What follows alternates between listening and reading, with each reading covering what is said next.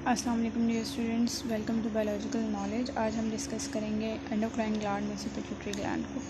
Pituitary gland जो है इसको हम मास्टर ग्लैंड बोलते हैं और ये पी शेप्ड का होता है और इसका साइज़ भी पी जितना ही होता है।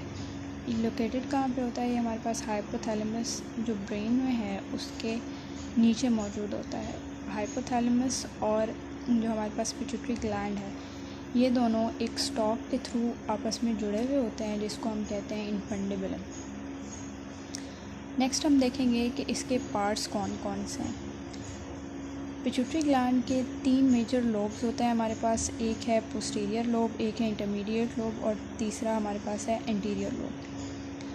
अब पोस्टीरियर लोब जो है इसमें से हमारे पास 2 हार्मोन्स जो हैं वो स्क्रीट होते हैं। एक है ऑक्सीटोसिन और दूसरा है ADH यानी एंटी डाययूरेटिक हार्मोन। ऑक्सीटोसिन जो होता है इसको हम बॉन्डिंग हार्मोन भी कहते हैं। ये मिल्क प्रोडक्शन करवाता है या लैक्टेशन में हेल्प करता है आफ्टर डिलीवरी, और मेल्स के अंदर भी ये प्रेजेंट होता है लेकिन बहुत स्मॉल अमाउंट में। दूसरा हमारे पास है ADH यानी एंटी डाययूरेटिक हार्मोन। ये किडनी के ऊपर जाके स्टिमुलेट करता है किडनीज़ को और वाटर रिटेंशन में हेल्प आउट करता है। यानी अगर बॉडी के अंदर पानी कम हो गया है या पानी की मिकदार कम है तो ये किडनीज़ को जाके सिग्नल देगा कि वो वाटर स्टोर करने के लिए प्रोसेस करें या वाटर रिटेंशन में हेल्प करता है हमारे पास एंटी डाययूरेटिक हार्मोन।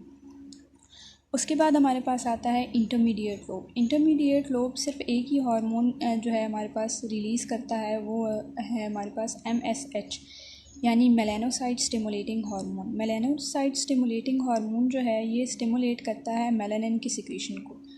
अब मेलानिन क्या होता है? मेलानिन हमारे पास एक ऐसा पिगमेंट है जो हमारे हेयर्स को और हमारी स्किन को ब्लैक कलर देता है।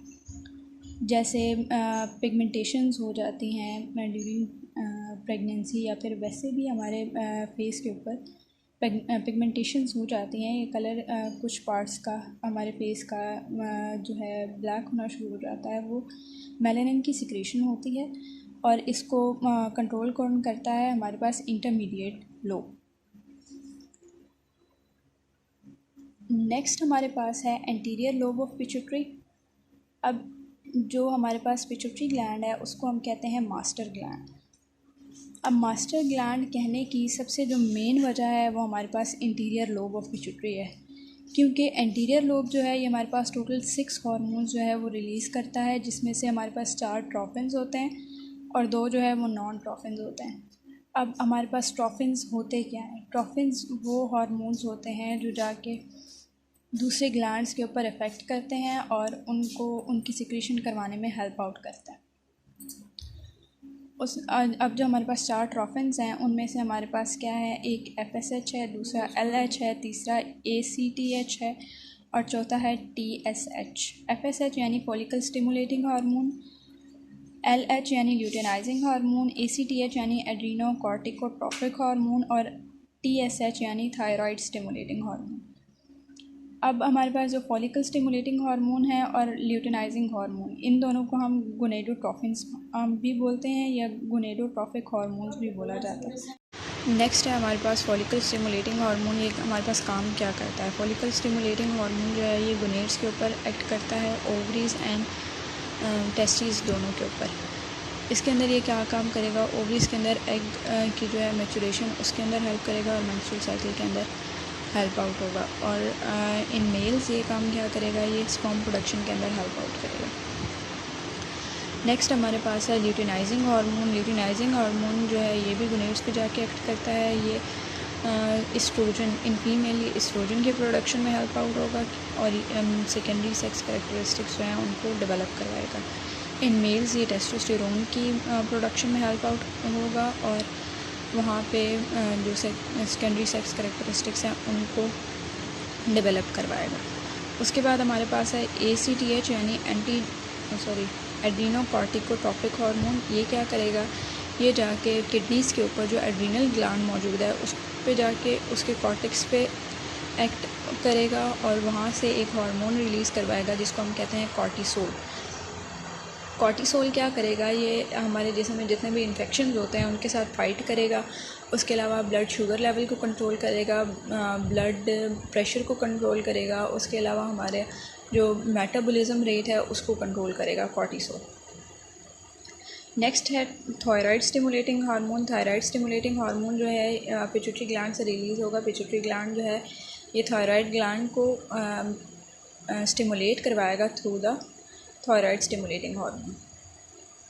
उसके बाद हमारे पास आ जाता है नॉन ट्रोफिन। नॉन ट्रोफिन्स अब वो हार्मोन्स हैं जो जाके डायरेक्ट अपने टारगेट टिश्यूज़ पे एक्ट करते हैं, यानी किसी और ग्लैंड्स को हेल्प आउट नहीं करते उसकी सिक्रीशंस करवाने में। सबसे पहले हमारे पास है प्रोलैक्टिन। प्रोलैक्टिन जो है, इसका नाम प्रोलैक्टिन जो है लैक्टेशन की वजह से रखा गया, क्योंकि ये लैक्टेशन में हेल्प आउट करवाता है। लैक्टेशन में हेल्प आउट करवाने की वजह से ये कुछ स्पेसिफ़िक टिश्यूज़ की फॉर्मेशन में भी हेल्प आउट होता है। और उसके अलावा अगर ये ब्लड में ज़्यादा हो जाए तो एक तो इनफर्टिलिटी काज कर सकता है, और दूसरा जो है ये हमारे पास काज कर सकता है इरेक्टाइल डिसफंक्शन। ये दो बीमारियां जो हैं ये हमारे पास प्रोलैक्टिन की ज़्यादा हायर कंसंट्रेशन हो जाए उसकी वजह से काज होती हैं। नेक्स्ट हमारे पास है ग्रोथ हार्मोन। ग्रोथ हार्मोन क्या है? वो हार्मोन जो हमारी ग्रोथ के अंदर हेल्प आउट करता है। अब ग्रोथ हार्मोन की वजह से हमारे पास 3 तरह के डिसऑर्डर्स हो सकते हैं। सबसे पहला है गिगेंटिज़म। गिगेंटिज़म में ये है कि अगर एक बच्चा है और चाइल्डहुड के अंदर ही उसके अंदर ग्रोथ हार्मोन की सिक्रीशन या प्रोडक्शन ज़्यादा हो जाती है तो उसकी जो हाइट है वो एबनॉर्मली बढ़ना शुरू हो जाती है, यानी अपनी नॉर्मल हाइट से ज़्यादा वो उसकी हाइट बढ़ जाती है।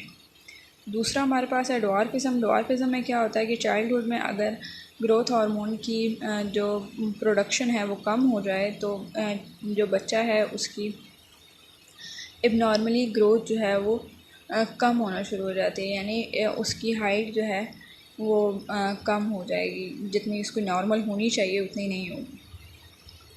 तीसरा है एक्रोमेगैली। एक्रोमेगैली में क्या होता है कि जब ग्रोथ हार्मोन चाइल्डहुड के बाद या फिर अडल्टहुड के अंदर ज़्यादा प्रोड्यूस होना शुरू हो जाए तो फिर हमारे पास जो बीमारी होती है उसको हम कहते हैं एक्रोमेगैली। इसके अंदर क्या होता है कि जो हमारी बोन्स हैं वो विड्थ में बढ़ना शुरू हो जाती हैं। आई होप आप लोगों को आज का लेक्चर समझ में आया होगा। If you have any question you can ask in comment box. Thank you.